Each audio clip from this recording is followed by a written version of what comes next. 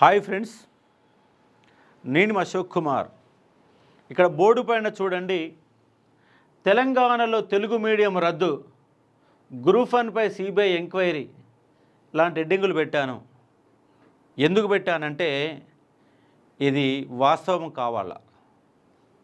మరి తెలంగాణలో ఈ తెలంగాణ సమాజాన్ని, ఈ ప్రభుత్వాన్ని, ఈ తెలంగాణ పబ్లిక్ సర్వీస్ కమిషన్ని, కోర్టులో వాదిస్తున్నటువంటి న్యాయవాదులని, తీర్పు చెప్పబోయే న్యాయమూర్తులను కూడా నేను కొన్ని ప్రశ్నలు వేస్తూ ఉన్నాను. ఇవాళ తమిళనాడు రాష్ట్రాన్ని చూసి తెలుగు ప్రజలు సిగ్గు తెచ్చుకోవాలని చెప్పేసి కూడా నేను రిక్వెస్ట్ చేస్తూ ఉన్నాను. ఇవాళ గ్రూప్ 1 రాక 13 సంవత్సరాల తర్వాత వస్తే దానివల్ల భ్రష్టు పట్టించి తెలుగు మీడియం వాడు నీకు అర్హత లేదు, నీకు చదువు రాదు, అసలు తెలుగు భాషే శుద్ధ వేస్ట్, మీరు ఆంగ్లేయులలో కలిసిపోండి, ఇంగ్లీష్ మీడియంలో చదువుకోండి, మీ తెలుగు మీడియం పాఠశాలను మూత పెట్టండి, తెలుగుకు తెగులు పట్టింది అని వాళ్ళ కోర్టులో వాదిస్తున్నటువంటి న్యాయవాదులను చూస్తే ఈ తెలంగాణ సమాజం సిగ్గుపడాలనా, వాదించే న్యాయవాది సిగ్గుపడాలనా, అసలు తెలంగాణకు అస్తిత్వం ఉన్నదా లేదా అని తెలుగు మీడియంలో చదువుకున్నటువంటి ప్రతి వ్యక్తి ఇవాళ ప్రశ్నించుకోవాల్సిన అవసరం ఉంది. మరి ఎందుకు తెలుగు అనేది తెలంగాణలో అధికార భాషని రద్దు చేయండి, తెలంగాణలో అధికార భాష సంఘాన్ని రద్దు చేయండి, తెలుగు అకాడమీని కూడా రద్దు చేయండి. ఎందుకంటే ఇంతకుముందున్నటువంటి టీఎస్పీసీలో గతంలో ప్రిలిమినరీ సందర్భం జరిగిన వాదనలలో తెలుగు అకాడమీ పనికిరాదన్నారు. అసలు ఇప్పుడు తెలుగు భాషనే పనికిరాదంటున్నారు. రేపు తెలంగాణ రాష్ట్రమే వేస్ట్ అనే ఒక సందర్భానికి వచ్చినా వస్తారు. 4 కోట్ల తెలంగాణ ప్రజల్ని ఇవాళ ఒక న్యాయవాది నిరంజన్ రెడ్డి ఇవాళ అవమానించిండు. ఆయనని తెలంగాణ రాష్ట్రంకి వెళ్ళి బహిష్కరించాలా, ఆయనకు తెలంగాణ న్యాయస్థానంలో వాదించేటటువంటి అర్హత ఆయన కోల్పోయాడు. ఆయన ఆదిలాబాద్ జిల్లాకు సంబంధించిన ఒక వ్యక్తి అయి ఉండి తెలంగాణ తెలుగు భాషనే వేస్ట్ అని మాట్లాడిండు. కాబట్టి ఆయన ఢిల్లీకి పారిపోవాలా లేదా ఇంగ్లాండ్ పారిపోవాలా, ఆయనకు తెలంగాణలో జీవించే హక్కును ఆయన కోల్పోయాడు. ఇవాళ తెలుగు మీడియం విద్యార్థులారా, మీరు కండ్లు తెరవాలా. ఎందుకంటే గ్రూప్ 1లో ఒక గూడు పుటాని జరిగింది. ప్రిలిమ్స్ 2 సార్లు రద్దు అయ్యింది, బయోమెట్రిక్ లేదు, మళ్ళీ గందరగోళాలు. 2 సెంటర్లలో 70 మందికి పైన సెలెక్ట్ అవుతారు, ఒక సెంటర్లో 0, ఒక్కరు కూడా సెలెక్ట్ కారు. ఎక్కడ లేని విధంగా టాప్ 100లో మొట్టమొదటిసారిగా 40 మంది అమ్మాయిలు సెలెక్ట్ అవుతారు. ఎక్కడ లేని విధంగా ఓసీలు 100 మందిలో 44 మంది సెలెక్ట్ అవుతారు. ఇవాళ తెలుగు మీడియంలో చదివిన వాళ్ళు సెలెక్ట్ అయిన ఒక పర్సంటేజ్ 9.95% మాత్రమే. తెలుగు మీడియం వాళ్ళు ఇంత ఘోరంగా 9.95% మాత్రమే సెలెక్ట్ అయ్యారు. కానీ ప్రిలిమ్స్లో వాళ్ళ యొక్క సెలెక్ట్ ఎంత అంటే 40% మంది ఫిలిమ్స్లో సెలెక్ట్ అయ్యారు. 40% మంది ఫిలిమ్స్లో సెలెక్ట్ అయితే మెయిన్స్లో 20% కూడా కారా. 60% మంది సెలెక్ట్ అయిన ఇంగ్లీష్ మీడియం వాళ్ళు 89% సెలెక్ట్ అవుతారట. అంటే ఇది ఎక్కడి పంచాయతీ? మరి ఇంగ్లీష్ మీడియం వాళ్ళు గ్రూప్ 2లో ఎందుకు కనిపించారు? 90% మంది ఇంగ్లీష్ మీడియం వాళ్ళు ఎందుకు సెలెక్ట్ కారు? గ్రూప్ 3లో ఎందుకు కారు? దీనికి తెలంగాణ పబ్లిక్ సర్వీస్ కమిషన్ సమాధానం చెప్పాలా. మరి గ్రూప్ 1లోనే ఇంగ్లీష్ మీడియం ఉన్నదా? గ్రూప్ 2లో ఇంగ్లీష్ మీడియం వాళ్ళు రాయలేదా? గ్రూప్ 3 ఎగ్జామ్ ఇంగ్లీష్ మీడియం వాళ్ళు రాయలేదా?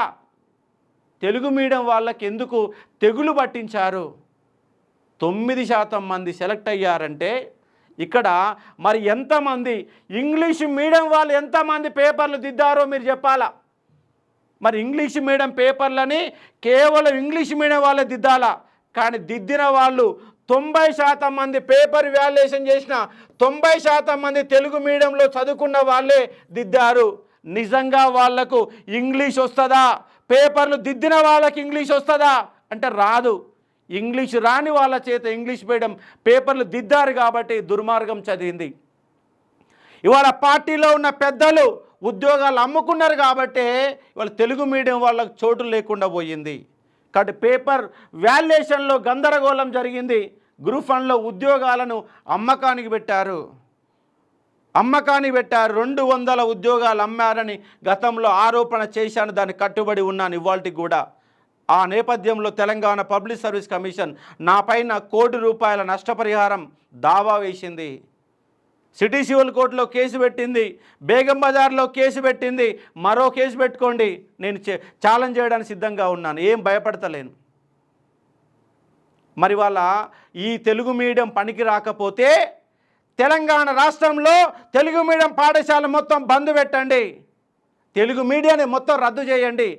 తెలంగాణలో అధికార భాషని తెలుగుకెళ్ళి తొలగించండి, ఇంగ్లీష్ మీడియాన్ని అధికార భాషగా పెట్టండి, మీ అధికార భాషా సంఘాన్ని రద్దు చేయండి. ఏడదచ్చీరు తెలుగు మీడియం రోజు ఒర్లుతున్నటువంటి వేదికల మీద మాట్లాడుతున్నటువంటి ఓ తెలుగు పండితులారా, ఏడదచ్చీరు ఉరేసుకొని చచ్చిపోయిరా, ఉరేసుకొని సావండి. మీకు తెలుగు వేదికల మీద మాట్లాడే అర్హతను మీరు కోల్పోయారు. ఇంకోసారి తెలుగు జాతిని గౌరవించాలా, తెలుగు భాషని గౌరవించాలా, తెలుగు అస్తిత్వాన్ని గౌరవించాలని మీరు వేదికల మీద మాట్లాడే అర్హత మీరు కోల్పోయారు. కాబట్టి తెలుగు పండితులంతా ఉరేసుకొని సావండి. తెలుగు ఔన్నత్యం గురించి గొప్పగా మాట్లాడే వాళ్ళు మీరు చచ్చిపోండి, మాకు అవసరం లేదు మీ అందరూ కూడా. మరి తెలుగు అని రోజు గొంతు చించుకుంటారే, ఇప్పుడు చించుకోరు. మరి అధికార భాషా సంఘం ఆధ్వర్యంలో ఎందుకు రౌండ్ టేబుల్ సమావేశం పెడతలేరు? తెలుగు పండితులంతా ఎందుకు మాట్లాడతలేరు? ఇవాళ తెలుగు జాతిని అవమానిస్తున్నాడు నిరంజన్ రెడ్డి, ఆయన బహిష్కరిద్దాం. తెలంగాణ రాష్ట్రంకి వెళ్ళి ఇంకోసారి మీరు హైకోర్టులో వాదనలు వినిపించకండి. నా హైదరాబాదులో, నా తెలంగాణ కోర్టులలో మీరు మాట్లాడే అర్హతను కోల్పోయారు.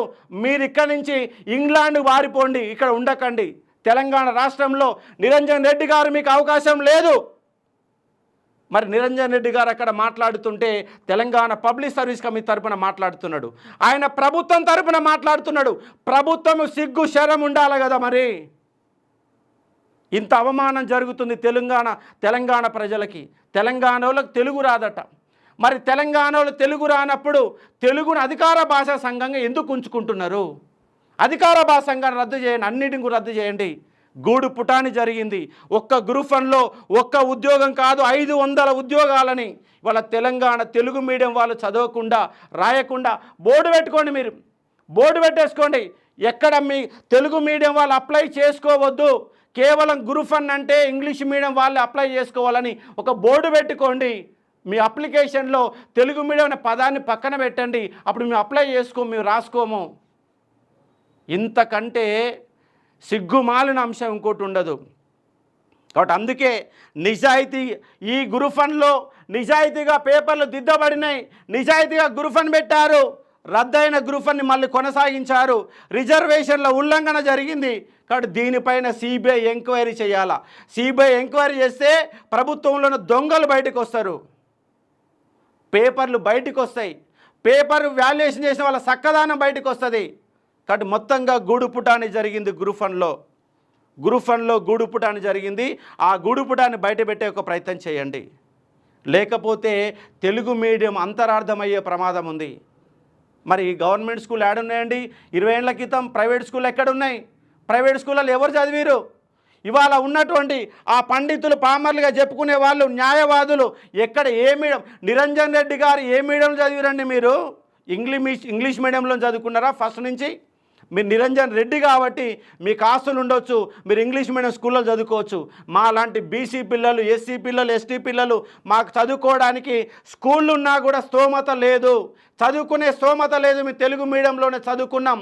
అలాంటప్పుడు ఆ తెలుగు మీడియం ఆ సర్టిఫికెట్లను చింపేసే ప్రయత్నం చేయండి.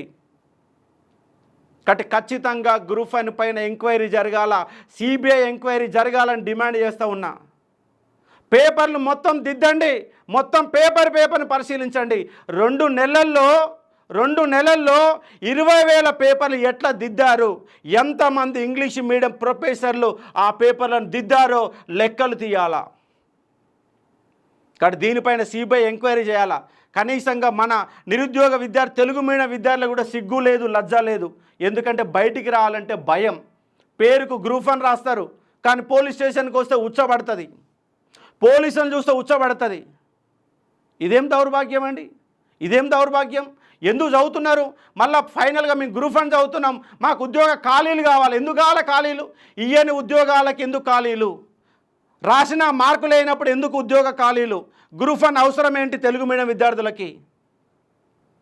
మీకు సిగ్గు శరం ఉంటే రోడ్లు ఎక్కండి. మీరు నిజంగా గ్రూప్ వన్ తెలుగు మీడియంలో నిజంగా సబ్జెక్ట్ ఉంటే, మీకు నాలెడ్జ్ ఉంటే, మాకెందుకు అన్యాయం చేయరని ఒక 5,000 మంది రోడ్డు ఎక్కండి. అప్పుడు ప్రభుత్వానికి ఆలోచన వస్తుంది. బయటికి వెళ్తే భయం. ఏం చంపేస్తారా? ఎన్కౌంటర్ చేస్తారా? చేసుకోమని చెప్పండి ఎన్కౌంటర్. ఈ భయం గుప్పెట్లోనే ఈ నిరుద్యోగులంతా చచ్చిపోతూ ఉన్నారు.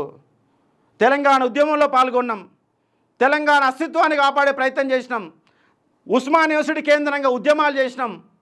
13 ఏళ్ళుగా వెయిట్ చేసిన ఒక గ్రూప్ వన్ కోసం వెయిట్ చేసి రాస్తే 35 ఏళ్ళ పైన ఉన్నటువంటి ఒక్క అభ్యర్థి కూడా సెలెక్ట్గా అయినారా?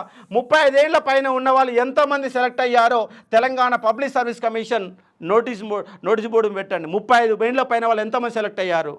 చిన్న బచ్చాలు, నిన్న మొన్న బీటెక్ అయిపోయిన సంవత్సరం కూడా పూర్తి కాని వాడు మళ్ళా ఇలా గ్రూప్ వన్ ఆఫీసర్గా పెద్దగా ఉండేకో సందర్భం.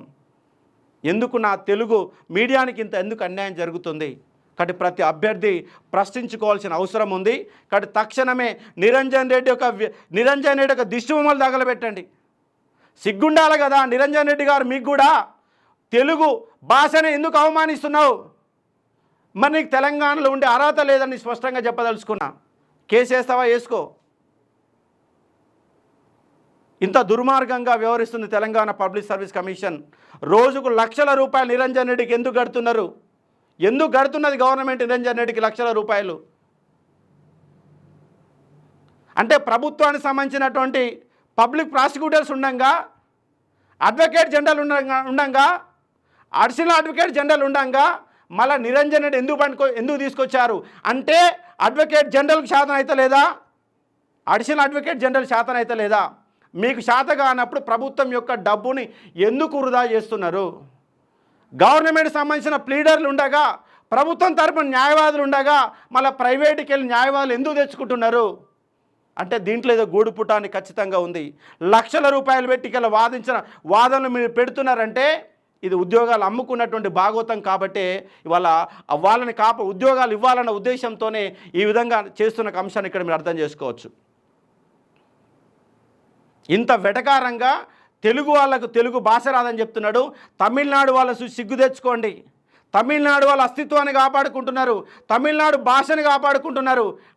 అదే తమిళనాడులో ఇవాళ గ్రూప్ వన్ వివాదం ఇట్లా ఉంటే ఈ పాటికి తగలబెట్టేవాళ్ళు. అలాంటి పరిస్థితి తమిళనాడులో ఉంది. వాళ్ళని చూసి సిగ్గు తెచ్చుకోండి. తెలుగు భాష పండితులారా, మీరు ఇంకొకసారి వేదికలెక్కి మా భాషని మాట్లాడితే మీ ఎంట పడతాం. ఫస్ట్ చెప్తున్నా, మీకు నిజంగా భాష మీద ప్రేమ ఉంటే ఎమ్మటే రౌండ్ టేబుల్ సమావేశం పెట్టి ప్రభుత్వాన్ని నిలదీయండి. అదేమి చెయ్యరు, గొంతెత్తి మాట్లాడుతున్నారు. మా సాహిత్యం అని, మా గొప్పతనం అని గొప్పగా మాట్లాడుతున్నారు. ఉరేసుకొని చచ్చిపోండి భాషా పండితులు. వాళ్ళ తెలంగాణలో మొత్తం తెలుగు భాషని ఎందుకు ప్రాథమిక స్థాయిలో 5th స్టాండర్డ్ వరకు ఖచ్చితంగా తెలుగునే బోధించాలని ఎందుకు పెట్టారు? పక్క రాష్ట్రాలేమో భాషా సంస్కృతి కాపాడుకునే ప్రయత్నం చేస్తే ఇక్కడ తెలంగాణ రాష్ట్రంలో, పక్క రాష్ట్రంలో మొత్తం తెలుగు భాషనే కూని చేసే ఒక ప్రయత్నం జరుగుతూ ఉంది. కాబట్టి దీనిపైన నేను ఈ అంశాలన్నీ కూడా మీకు చర్చించే ఒక ప్రయత్నం చేస్తూ ఉన్నాం. కాబట్టి తెలుగు మీడియం అభ్యర్థులకు అర్హత లేదని మీరు ఆ బోర్డు పెట్టుకోండి. Telangana public service commission board తొలగించుకుంటే మీ ఎగ్జామ్లో రాయము. ఇంకోటి ఏంటంటే Telangana public service commission question చేస్తూ ఉన్నా నేను, మీరు నిజంగా ఇంగ్లీష్ మీడియం వాళ్ళే దమ్మున్నోళ్ళు అయితే, ఇంగ్లీష్ మీడియం వాళ్ళకి మాత్రమే సబ్జెక్ట్ వస్తే గ్రూప్ 2లో ఎంతమంది సెలెక్ట్ అయ్యారు ఇంగ్లీష్ మీడియం వాళ్ళ బోర్డు మీద పెట్టండి. గ్రూప్ 3లో ఎంతమంది సెలెక్ట్ అయ్యారో బోర్డు మీద పెట్టండి. గ్రూప్ 1లో దమ్మున్నోళ్ళకి గ్రూప్ 2లో దమ్ముండదా? గ్రూప్ 3లో దమ్ముండదా? ఇంగ్లీష్ మీడియం వాళ్ళకి అక్కడ చదువు రాదా? మరి ఎందుకు సెలెక్ట్ కావట్లేకపోతున్నారు? రాయడం రాకపోతే రాయడం నేర్పించండి. మరి గవర్నమెంట్ ఉన్నది ఎందుకు? వ్యవస్థ ఉన్నది ఎందుకు? తెలుగు మీడియం ఉన్నది ఎందుకు? కాబట్టి మొత్తంగా దీంట్లో గ్రూప్ 1లో గూడుపుటాన్ని జరిగింది, పేపర్ వాల్యుయేషన్ సరిగా జరగలేదు. ఖచ్చితంగా గ్రూప్ 1 పైన సిబిఐ ఎంక్వైరీ చేయాల్సిందే. పట్టు రేపు మళ్ళీ ఒక కేసు వేయండి, మళ్ళీ గ్రూప్ 1 పైన ఈ గ్రూప్ 1 వివాదం పైన నిగ్గు తేల్చాలని సిబిఐ ఎంక్వైరీ చేయాల్సిందే. ఎంక్వైరీ చేయకపోతే అర్హులైనటువంటి తెలుగు మీడియం అభ్యర్థులకు అన్యాయం జరగడానికి 1000% అవకాశం ఉంది. కాబట్టి దీనిపైన సిబిఐ ఎంక్వైరీ చేస్తే నిజాలు మొత్తం కూడా బయటికి రావడానికి అవకాశం ఉంది, అర్థం చేసుకోండి. లేదంటే తెలుగు మీడియాన్ని గంగలో కలపండి, సముద్రంలో పసిఫిక్ మహాసముద్రంలో కలపండి, లేదా బంగాళాఖాతంలో కలిపి రండి. మళ్ళీ తెలుగు మీడియం అనే పదం కనపడకుండా, తెలుగు అనే బోర్డు లేకుండా, బస్సుల మీద బోర్డు లేకుండా, ఎక్కడ బోర్డు లేకుండా తెలుగును మాయం చేసే ప్రయత్నం చేయండి. అప్పుడైనా దీనికి న్యాయం జరుగుద్దేమో అనిపిస్తుంది. కాబట్టి ఖచ్చితంగా తెలుగు మీడియం పైన చర్చ జరగాల్సిందే. గ్రూప్ 2లో గ్రూప్ 3లో ఎంతమంది తెలుగు మీడియం వాళ్ళు సెలెక్ట్ అయ్యారో లెక్కలు చెప్పండి. గ్రూప్ 1లో ఎట్టయితే లెక్కలు చెప్పారో రేపు గ్రూప్ 2, 3లో అట్టే లెక్కలు చెప్పాలా. అక్కడ ఎంతమంది ఇంగ్లీష్ మీడియం వాళ్ళు సమర్థులుండో మాకు లెక్కలు చేయడానికి అవకాశం ఉంటుంది, అర్థం చేసుకుని ఒక ప్రయత్నం చేయాలని నా యొక్క బాధను ఆవేదన చెప్పడం కోసం. కాబట్టి తెలుగు మీడియం అభ్యర్థులంతా సపరేట్ ఒక మీటింగ్ పెట్టి దీనిపైన నిరసన వ్యక్తం చేయాల్సిన అవసరం ఉంది. భాషా పండితులు ముందుకు రావాల్సిన అవసరం ఉంది. గవర్నమెంట్ లేదంటే గవర్నమెంట్ స్కూళ్ళకు తాళం వేసుకోండి, గవర్నమెంట్ స్కూల్ ఎక్కడ తెలుగు మీడియం పెట్టే ప్రయత్నం చేయకండి అని చెప్పేసి రిక్వెస్ట్ చేస్తూ ఉన్నాను. కాబట్టి దీనిపైన ఖచ్చితంగా సిబిఐ ఎంక్వైరీ చేస్తే గ్రూప్ 1లో జరిగిన గూడుపుటాన్ని మొత్తం బయట రావడానికి అవకాశం ఉంది. కాబట్టి ప్రభుత్వాన్ని రిక్వెస్ట్ చేస్తూ ఉన్నా, మీకు దమ్ము ధైర్యం ఉంటే రేవంత్ రెడ్డి గారు మీరు చెప్పేది రోజు అబద్ధాలే కదా, ఏ ఒక్కరోజు నిజాలు చెప్పలేదు కదా. నియామక పత్రాలు ఇచ్చి 60,000 ఉద్యోగాలు ఇచ్చిన గొప్పగా చెప్పుకుంటున్నారు కదా. మరి ఇక్కడనేమో ఇంగ్లీష్ మీడియం అంటున్నారు. విఆర్ఓ ఎగ్జాములలో పాత విఆర్ఓలు ఎగ్జామ్ రాసిన తర్వాత సెలెక్ట్ కాలే, మళ్ళొకసారి వాళ్ళకి అవకాశం ఇస్తారట. మరి అట్టటిస్తారండి? మరి విఆర్ఓ మొదటి దఫాలో సెలెక్ట్ కాని వాళ్ళకంట రెండోసారి మళ్ళీ సెలెక్ట్ అవకాశం ఇస్తారట. మరి అక్కడ మీ గవర్నమెంట్కు నీతి నియమాలు లేవా? ఒకసారి సెలెక్ట్ కాని వాళ్ళు, ఫెయిల్ అయిన వాళ్ళు మళ్ళీ విఆర్ఓకి ఎట్లా పనికి వస్తారు? మరి అక్కడ సమాధానం చెప్పండి మీరు. అంటే ప్రభుత్వంలోనే ద్వంద్వ నీతి, ఇన్ని రకాల నీతులు పెడితే ఎట్లయితే చెప్పండి. కాబట్టి ప్రభుత్వంలో దొంగలు పడ్డారు, ప్రభుత్వంలోని దొంగలు పడి ఈ వ్యవస్థను మొత్తం నాశనం చేసే సందర్భం. ఈ యొక్క తెలంగాణ రాష్ట్రంలో నిరుద్యోగ అనేవాడికి బతకకుండా చేసే ప్రయత్నం జరుగుతుంది కాంగ్రెస్ గవర్నమెంట్లో. ఒక్క నోటిఫికేషన్ ఇవ్వకుండా 60,000 ఉద్యోగాలు, గత ఉద్యోగ నియమ పత్రాలు ఇచ్చి సంవత్సరంలోగా 2 లక్షల ఉద్యోగాలు ఇస్తామని మోసం చేసి అధికార గద్దెనెక్కినటువంటి ఇవాళ రేవంత్ రెడ్డి గవర్నమెంటు నిరుద్యోగుల గొంతులు కోసే ప్రయత్నం చేస్తూ ఉంది. నిన్ననే వరంగల్లో ఒక అమ్మాయి సూసైడ్ చేసుకుంది. నోటిఫికేషన్లు అతి దగ్గరలో వచ్చిపోయినాయి. మళ్ళీ కనుక మీరు నోటిఫికేషన్లు ఇచ్చుంటే ఏదో ఉద్యోగం కొట్టి ఇవాళ బతికేది కదా అమ్మాయి. ఇక్కడ నిరుద్యోగులలో చైతన్యం చచ్చిపోయింది. ఉన్నోళ్ళని పుస్తకాలు పట్టుకుని అడ్డం నీళ్ళు గీతలు గీసి కూడా కూర్చుంటున్నారు, మాట్లాడే ధైర్యం చేయరు. ప్రజా సంఘాలు అట్లే తగలబడుతున్నాయి, ఎవరు పట్టించుకునే వ్యవస్థగా మారుతుంది. కాబట్టి ఖచ్చితంగా ఈ గ్రూప్ 1 పైన చర్యలు తీసుకోవాలని చెప్పేసి డిమాండ్ చేస్తూ ఉన్నాను. ఇక్కడ తెలంగాణ పబ్లిక్ చైర్మన్ బుర్రా వెంకటేశం గారు, మీరు ఏ మీడియం చదువుకురండి? బుర్రా వెంకటేశం ఇంగ్లీష్ మీడియం చదువుకునే పైసలు ఉన్నాయా మీకు చిన్నప్పుడు? మరి మీరెందుకు తెలుగు మీడియంలో చదివి మీకెట్లా వచ్చింది ఐఏఎస్ ఆఫీసర్ ఉద్యోగం? మరి ఇవాళ రోనంకి గోపాలకృష్ణ ఆయనతో పాటుగా మరొక వ్యక్తి ఎవరు? తెలుగు మీడియంలో చదివినటువంటి వాళ్ళు ఆల్ ఇండియా టాపర్లుగా వస్తున్నారు. కానీ మన తెలంగాణలో వచ్చే పరిస్థితి ఉందంటే కనపడతలేదు. కాబట్టి అర్థం చేసుకునే ఒక ప్రయత్నం చేయాలా.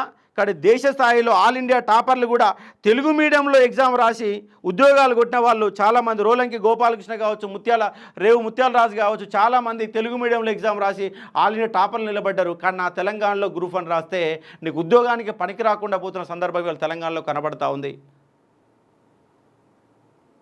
కాబట్టి గ్రూప్ 1 పైన ఖచ్చితంగా నిగ్గు తేల్చాల్సిన అవసరం ఉంది. నిగ్గు తేల్చిన తర్వాతనే మీ ఫలితాలు మళ్ళీ ప్రకటించండి. రీవాల్యుయేషన్ చేయాలా, గ్రూప్ 1 పైన ఎంక్వైరీ చేస్తే ఆ బతుకులు మొత్తం కూడా బయటపడుతున్న అంశాన్ని చెప్పే ఒక ప్రయత్నం చేస్తూ ఉన్నాను. కాబట్టి మరికొన్ని అంశాలతో మళ్ళీ మీ ముందుకు వచ్చే ఒక ప్రయత్నం చేస్తాను. Thank you.